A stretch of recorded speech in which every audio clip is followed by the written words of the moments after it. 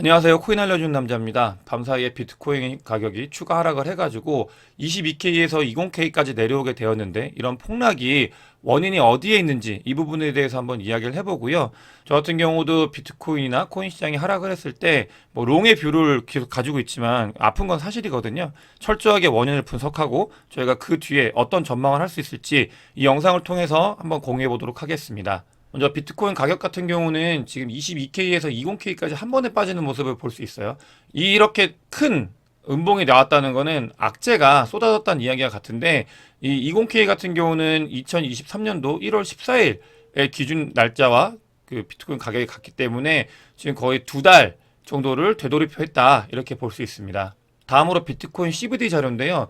CVD 자료에서 어제와 좀 다른 게 이 빨간 고래와 보라 고래가 어제 CVD 자료와는 그 모양이 좀 다른 모습을 볼 수 있어요. 그렇기 때문에 이걸 제가 지금 프레드의 자료를 통해서 한번 계속 살펴보고 있는데 아직 정확하게 이 부분이 왜 달라졌는지에 대해서 이유가 나오지 않아가지고 이건 제가 이제 찾게 되면은 여러분들에게 다시 이제 공유를 해드리도록 하겠습니다. CVD 자료를 보게 되면은 어쨌든 이제 갈색 고래는 그대로 이제 유지를 하고 있고요.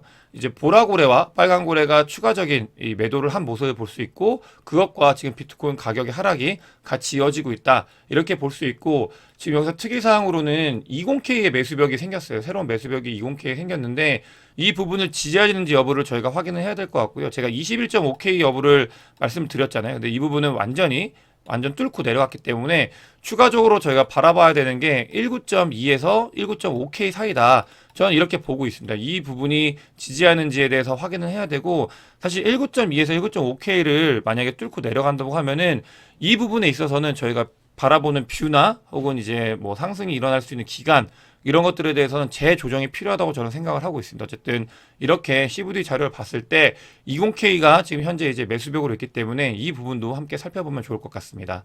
이제 본격적으로 웹 코인 시장, 비트코인 가격이 하락을 했는지에 대해서 살펴볼 텐데요. 지금 이제 세 가지의 이유가 있습니다. 세 가지의 이유가 있고, 이거는 미국 관련되어 있는 이유가 있고, 코인 시장 관련돼서 여러 가지 이슈가 있어가지고 이런 부분들이 이제 영향을 미쳐서 코인 시장 및 비트코인 가격이 하락을 했는데, 첫 번째로는 지금 미국에 있는, SVB, 그러니까 실리콘밸리 뱅크라는 은행이 있는데, 중견 은행이거든요. 지금 본인들의 돈이 없어가지고 추가적으로 돈을 마련을 하기 위해서 자기들 이제 주식을 팔아야 된다.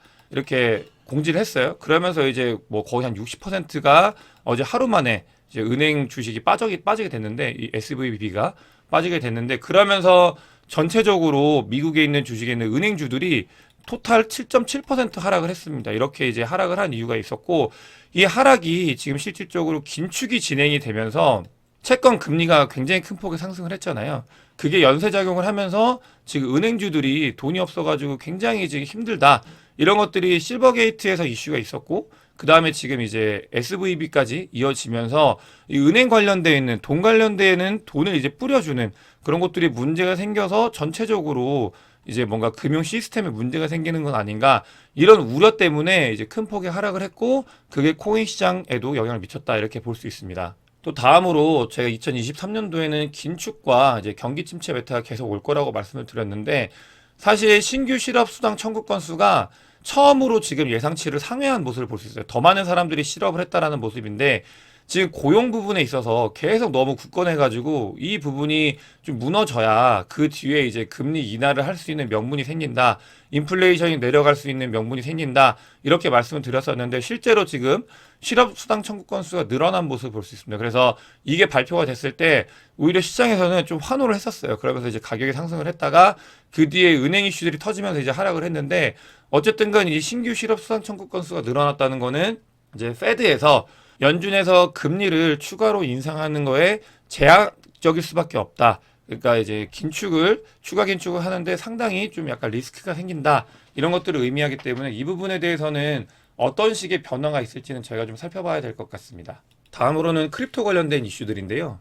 거의 모든 크립토 관련돼 있는 저희 입장에서 부정적인 그 뭐랄까 그 일들은 지금 현재 다 미국에서 일어나고 있습니다. 지금 어떤 일이 있냐면 바이든 행정부에서 어제 제가 과세에 대해서 말씀을 드렸잖아요. 증세를 할 거다. 뭐 이렇게 해가지고 이거를 실제화했다라고 말씀을 드렸는데 그 증사가 부자 증세뿐만이 아니고 코인 시장이 워낙에 이제 커져가고 있으니까 비트코인이나 코인들 마이닝하는 전기를 쓰는 업체들한테 추가적으로 30%의 세금을 더 매기겠다. 이런 이야기가 나왔어요. 이 부분은 지금 이제 증설을 해야 되기 때문에 여기저기서 돈을 끌어와야 되는 상황인데 지금 이거를 암호화폐 시장에 전가하겠다. 뭐 말로는 친환경세라고 하는데 이런 것들이 결국은 이제 증세에 있어서 암호화폐 시장을 이용하겠다. 이런 부분들과 이제 일맥상통하고요. 이런 것들이 어제 이제 기사가 났고 뭐 코인 시장에 부정적인 영향을 미쳤다고 볼 수 있습니다. 그리고 또 미국에서 이번에는 뉴욕 법무부예요. 이제 뉴욕 법무부는 SEC랑 다른 곳입니다. SEC랑 다른 곳인데 이 뉴욕 법무부에서 쿠코인을 기소를 했어요. 쿠코인 같은 경우는 중국계 코인인데 어쨌든 이 거래소인데요. 이 쿠코인을 미등록 증권 판매에 관련된 걸로 이제 기소를 했습니다. 그러니까 고발을 한 거죠. 고발을 했는데 기소는 이제 검찰이 하는 거고 고발을 한 거죠. 근데 고발을 했는데 미등록 판매 증권이라고 한 게 어떤 거냐면은 다른 게 아니라 이더리움을 여기에 포함을 시켜버렸어요. 이더리움을 포함을 시켜서 이게 증권이다.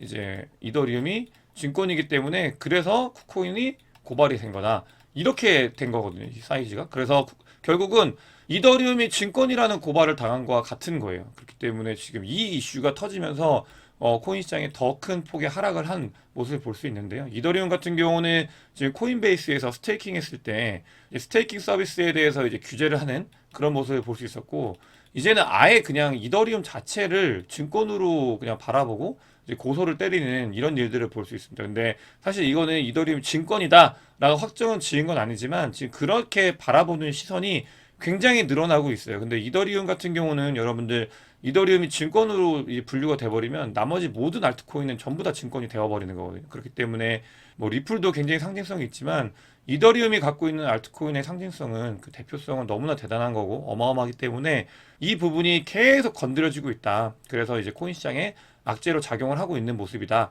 이런 것들에 대해서 여러분들께서도 꼭 아셔야 된다. 이렇게 말씀을 드릴 수 있을 것 같습니다.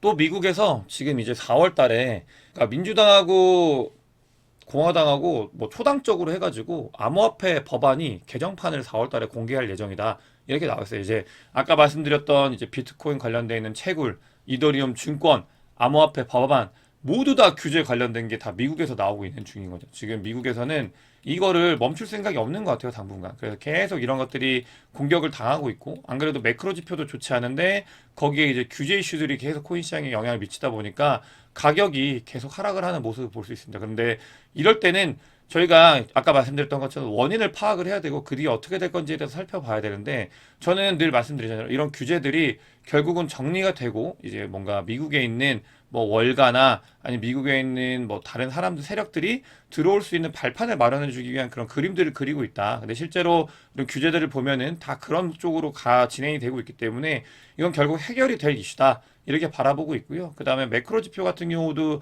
은행은 사실 굉장히 중요한 부분은 맞습니다. 이 은행이 지금 흔들린다라는 거는 어떻게 보면은 전체적인 시스템에 문제가 있을 수도 있지만, 그러니까 연준에서도 은행이 흔들리기 때문에 반대로 봤을 때 은행이 흔들리기 때문에 이런 부분들을 더 건드리는 그러니까 긴축을 추가적으로 더 하는 거에는 제약이 있을 수밖에 없다. 저는 이렇게도 바라볼 수 있다고 생각을 해요. 그렇게 되면 이제 아까 실업수당이 이제 더 많이 청구가 됐고 그럼 결국은 지금 이게 어떤 일이냐면은 긴축을 통해서 원했던 경기 침체가 조금씩 오고 있다는 모습인데 이게 왔을 때는 이제 피벗을 할 수밖에 없는 그런 상황으로 이어지기 때문에 이런 것들이 저희가 원인을 파악했을 때는 중장기적으로 저는 아직 뷰로 봤을 때 2023년도는 지금도 계속 유지하고 있는 그런 모습을 볼 수 있습니다. 다만 이게 이제 19K나 아까 말씀드렸던 19.2K를 그 밑으로 하회했을 때는 이 기간에 있어서는 충분히 그 뒤로 밀릴 수 있는 가능성에 대해서 열어두고 제가 접근을 해야 된다. 이렇게 지금 제가 바라보고 있고 여러분들께 이 뷰를 공유를 드리고 싶어서 가지고 왔습니다.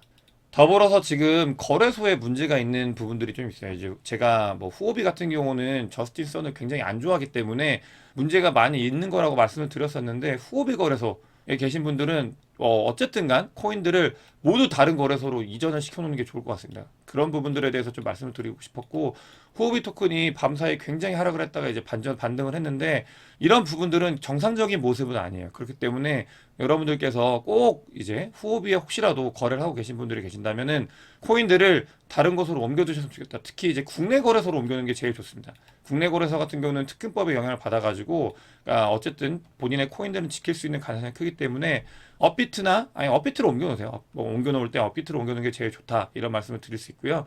거래를 하는 건 상관이 없어요. 거래를 하고 보관만 하지 않으면 됩니다. 외국에 있는 거래소에 거래를 하고 바로 튀어나오면 되는 거기 때문에 이렇게 해서 보관을 국내에 있는 거래소 혹은 본인의 지갑으로 하는 걸 좀 추천을 드린다 이렇게 말씀을 드리고요. 지금 뭐 해외 관련된 이야기를 계속 말씀을 드렸는데 사실은 국내 지표들이 어마어마하게 안 좋은 것들이 계속 나오고 있습니다. 국내 지표들이 뭐 경상수지뿐만이 아니고 안 좋은 지표들이 계속 발생을 하고 있어요. 그렇기 때문에 지금 이런 부분들 한국에 있는 지표들도 지금 뭐 한국 시장 자체가 코인 시장에 미치는 영향이 좀 크기 때문에 저는 국내 시장도 좀 보고 있는데 그러니까 계속 안 좋은 이야기만 나오고 있어서 이게 코인 시장을 계속 짓누르는 하나의 요인이 될 수 있다. 이렇게 좀 보고 있고요. 뭐 경상수지 적자뿐만이 아니고 지금 금리 인상을 추가로 못하는 이유가 명확하거든요. 가계부채 때문에 못하는데 그 가계부채가 사실은 이제 전세제금, 전세 저희가 제도가 있잖아요. 이 전세 제도에 있는 이 대출까지 포함을 시키면 가계부채가 OECD 국가 중에 제일 1등이라고 해요. 1위라고 하는데 뭐 이거는 뭐 너무나 많은 이슈가 예전부터 있었기 때문에 그러니까 이런 것들이 지금 계속 악재로 작용을 하고 있고 코인 시장에 한국 시장은 너무 중요하기 때문에 이런 것들을 짓누르게 하는 하나의 원인이 되고 있다. 저는 이렇게 보고 있습니다. 또 제가 꼭 말씀을 드리고 싶었던 부분이 하나 있는데요. 어제 그러니까 제가 크립토 GPT에 대해서 좀 관심 있게 봐야 된다. 돈이 많이 몰렸다라고 말씀을 드렸잖아요. 그래서 오늘 이제 상장을 하는데요. 상장을 할 때 여러분들께서 혹시라도 제가 말씀드려서 알게 돼가지고 매수를 하시려고 하시는 분들이 계신다고 하면은 초기에 상장을 할 때는 굉장히 조심해야 된다라는 말씀을 꼭 드리고 싶어요. 저 같은 경우는 저는 절대 처음에 거래소에 상장하는 건 사질 않거든요. 매수를 절대 안 합니다. 왜냐면 처음에 매수를 하게 되면은 물릴 가능성이 굉장히 높아요. 이거는 OP 코인을 제가 예를 들었는데 OP도 처음에 나올 때 엄청 주목받았던 코인이거든요. 근데 어쨌든 OP 코인도 나오고 나서 계속 하락을 했죠. 뭐 그 뒤에 당연히 다시 이제 뭐 고점을 뚫어가지고 여기 있는 사람들 다 살려주긴 했지만 어쨌든 간 큰 폭의 하락이 있을 수 있기 때문에 본인이 이 지점에서 매수를 할 수 있는 그런 능력이 없다라고 하면은 그러니까 좀 시간을 두고 지켜보세요. 만약에 그렇게 해서 뭐 떠나간다 하면 어쩔 수 없이 보내줘야 되는 거고 저희가 이제 보고 좀 하락을 한 다음에 그 뒤에 매수해도 늦지 않다.